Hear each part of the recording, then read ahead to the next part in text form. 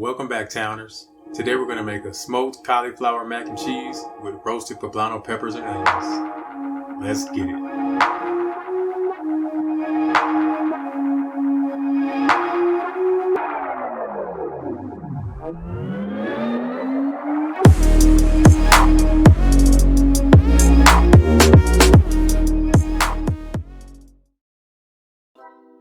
Alright guys, to start off this recipe, we have our cauliflower here. We have 4 12-ounce bags of frozen cauliflower. We basically pop them in the microwave. Normally it takes about 7 or 8 minutes to make one bag, but we put all 4 in at the same time. And so that took probably about 13 to 15 minutes to cook all of them. Just make sure you rotate, move them around. Because if you leave them all in one spot, some bags will be cooked, other ones won't. But just cook all of them and then just take them out and set them to the side. We then took a baking tray and added in some aluminum foil and put down 2 poblano peppers as well as a medium-sized onion, cut it in half, and roasted that in the oven on the broiler on high for about 10 to 12 minutes, flipping it halfway. And this is what the poblano pepper and the onion looks like after we roasted those. We then took our 4 bags of cauliflower and cut the bags open and poured all of the cauliflower into a large mixing bowl. Now we added in some of our sauce and seasonings. We put in 2 blocks of softened cream cheese, and then we added in some sour cream. Then we also took a stick of butter and put that in the microwave for about a minute to melt that down and poured that over top. Then we added in some kosher salt, some black pepper, some onion powder, some garlic powder, a dry mustard, and a cup of almond milk. And this is what our poblano pepper looked like after we let it rest for a few minutes. The skin basically pulled away from the pepper because it cooled off a bit. We just pulled the skin right off. You may get some chunks or black spots on it. That's perfectly fine. It's flavor. And we pulled the stem off and then cut it up and scraped as much seeds off as we could. Chopped that up and put that into the bowl. We also did the same thing with our onion. Chopped that up and put that into the bowl as well. And then we added in our cheeses. This is some mozzarella cheese. And then we also added in some cheddar cheese. Now it's time to mix and combine all of our ingredients. That's basically everything that we're going to be adding into the cauliflower mac and cheese. Time to mix everything up, and this is a bit heavy. This spatula that we're using isn't doing this justice. So some of you guys might not like this, but it's time to get our hands dirty. My hands are clean, and we're just basically going to mix all this together. Using my hands to mix this up.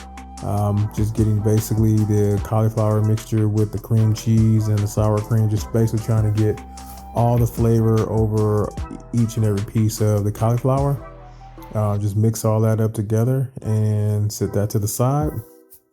We now have an aluminum pan that we sprayed with some olive oil cooking spray. And then we are going to pour all of our cauliflower mixture into the bowl. One thing about me, have you guys noticed in the videos that I always basically just scrape every little bit drop out of the pan, which is what I'm doing here. I know it just irks me a little bit when you watch the videos or watching the Food Network or any channel and you see them pour the mixture into a cup or bowl and then they just sit the cup to the side. You notice that there's still like a whole bunch of whatever they're using to the side. You're like, man, you're just wasting all that food right there. So this is me just basically just scraping every bit and nook and cranny out of the pan to make sure I get everything in there.